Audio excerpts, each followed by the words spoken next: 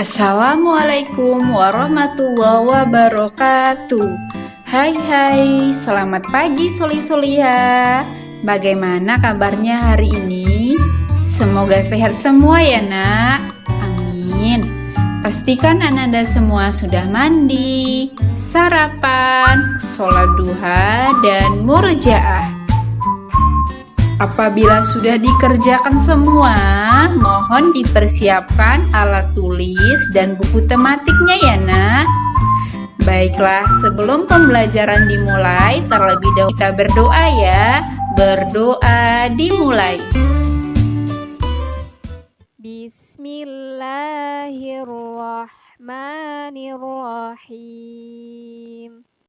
Raditu billahi rabba wa bil islami dina wa bi muhammadin nabiyyan wa rasula rabbi zidni ilma warzuqni fahma amin.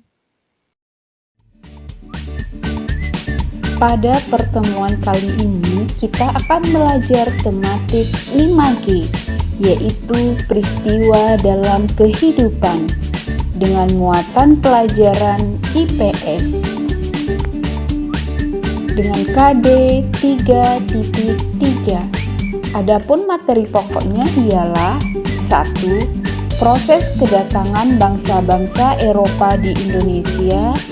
2. Perlawanan bangsa Indonesia terhadap penjajahan bangsa Portugis dan Belanda. 3. Peristiwa-peristiwa penting seputar pembacaan proklamasi.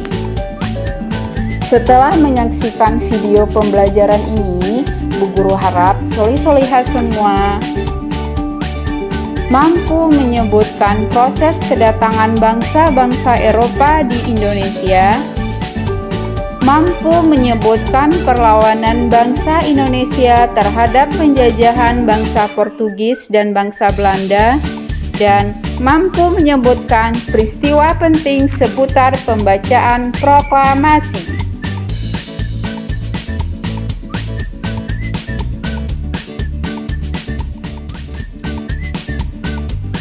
Ada berbagai peristiwa dalam hidup kita.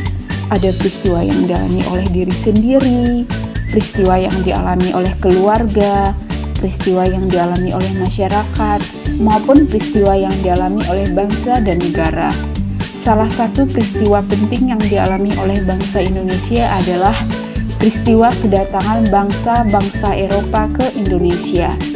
Faktor-faktor apakah yang mendorong kedatangan bangsa penjajah ke Indonesia? Nah, untuk lebih jelasnya mengenai faktor-faktor yang mendorong kedatangan bangsa penjajah ke Indonesia, silakan Ananda perhatikan teks berikut ini. Dari teks tersebut, kita bisa menyimpulkan bahwa kedatangan bangsa Eropa ke Indonesia dilatar belakangi oleh beberapa faktor. Faktor utamanya itu ialah peristiwa direbutnya Konstantinopel atau kini menjadi negara Turki ke tangan Kesultanan Turki Ottoman pada tahun 1453. Konstantinopel merupakan ibu kota dari Kekaisaran Romawi. Kota tersebut merupakan pusat perdagangan internasional bagi masyarakat Eropa. Nah, selain jatuhnya Konstantinopel, serangkaian penemuan teknologi pelayaran juga merupakan faktor penting bagi bangsa-bangsa Eropa untuk berlayar menuju Kepulauan Nusantara. Selain itu, semangat dan dorongan untuk mendapatkan kekayaan, meraih kejayaan, dan menyebarkan agama ikut mendorong kedatangan bangsa-bangsa barat ke Indonesia. Sebagai pusat perdagangan internasional bagi bangsa Eropa, barang dagangan utama yang diperdagangkan di Konstantinopel adalah rempah-rempah. Pada masa itu, rempah-rempah sama berharganya dengan emas.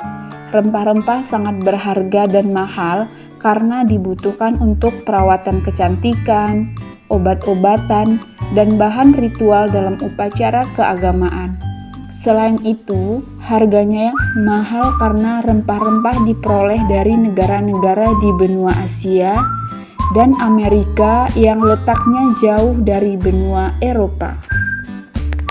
Adapun bangsa Eropa yang pertama kali mencapai Kepulauan Nusantara ialah bangsa Portugis. Bagaimana soleh-soleha? Sudah paham ya tentang proses kedatangan bangsa-bangsa Eropa di Indonesia? Nah, kalau sudah, kita lanjutkan materi selanjutnya ya, Nak. Kedatangan bangsa Portugis dan Belanda ke Indonesia dalam memonopoli sumber daya alam dan sumber daya manusia Indonesia memicu perlawanan-perlawanan dari kerajaan-kerajaan Nusantara. Berikut ini perlawanan-perlawanan terhadap penjajahan bangsa Portugis dan Belanda di Indonesia. Perlawanan-perlawanan terhadap penjajahan bangsa Portugis. 1. Perlawanan Kesultanan Ternate, yaitu awal perjuangan rakyat Ternate menentang Portugis dimulai di bawah pimpinan Sultan Hairun pada tahun 1534 sampai 1570. Sultan Baabullah atau anak Sultan Hairun bersama rakyat Ternate berhasil mengusir Portugis dari Maluku pada tahun 1575. 2. Perlawanan Kesultanan Demak. Di bawah pimpinan Pati Unus atas perintah Sultan Demak, Raden Patah, Kesultanan Demak menyerang Portugis di Malaka. Di bawah pimpinan Fatahillah, Kesultanan Demak berhasil mengusir Portugis dari Sunda Kelapa. 3. Perlawanan Kesultanan Aceh. Perlawanan terhadap Portugis di bawah pimpinan Sultan Iskandar Muda. Perlawanan-perlawanan terhadap penjajahan bangsa Belanda. 1. Sultan Agung dari Mataram tahun 1613 sampai 1645. 2. Sultan Iskandar Muda dari Aceh 1635. 3. Sultan Hasanuddin dari Kerajaan Goa, Sulawesi Selatan tahun 1667. 4. Untung Suropati dan Trunojoyo dari Jawa tahun 1670. 5. Sultan Ageng Tirtayasa dari Banten tahun 1683. Patimura dari Maluku tahun 1817. 7. Sultan Badarudin dari Palembang tahun 1817. 8. Tuanku Imam Bonjor dari Minangkabau tahun 1822 sampai 1837. 9. Pangeran Diponegoro dari Jawa tahun 1825 sampai 1830. 10. I Gusti Ketut Jelantik dari Bali tahun 1850. 11. Pangeran Antasari dari Kalimantan tahun 1860. 12. Tengku Umar, Tengku Cikditiro, Cut Nyadin dari Aceh tahun 1873 sampai 1904. 13. Anak Agung Made dari Lombok tahun 1895. 14. Sisinga Mangaraja dari Tapanuli sekitar tahun 1900. Berbagai perlawanan terhadap penjajahan bangsa Portugis dan Belanda di berbagai daerah banyak mengalami kegagalan. Salah satu sebabnya adalah perlawanan yang dilakukan masih bersifat kedaerahan. Misalnya, suatu daerah atau kerajaan sedang melakukan perlawanan dengan penjajah. Daerah lain memilih tidak terlibat, kecuali diminta bantuannya untuk menjadi sekutu. Perlawanan yang dilakukan sendiri-sendiri tersebut menyebabkan rakyat Indonesia mudah diadu domba dan dipecah belah oleh penjajah. Nah, bagaimana nak? Sudah paham ya? Oke, baiklah kita lanjut ya materi selanjutnya. Kemerdekaan yang diperoleh oleh bangsa Indonesia diperoleh dari hasil kerja keras para pejuang. Kemerdekaan Indonesia berkaitan erat dengan peristiwa proklamasi. Proklamasi merupakan pernyataan yang mengungkapkan bahwa bangsa Indonesia telah merdeka. Peristiwa proklamasi berhubungan erat dengan tokoh-tokoh pencetus kemerdekaan. Soekarno dan Muhammad Hatta adalah dua tokoh di antara sekian banyak tokoh proklamasi. Sebelum proklamasi kemerdekaan Republik Indonesia dilaksanakan, beberapa peristiwa yang dilakukan.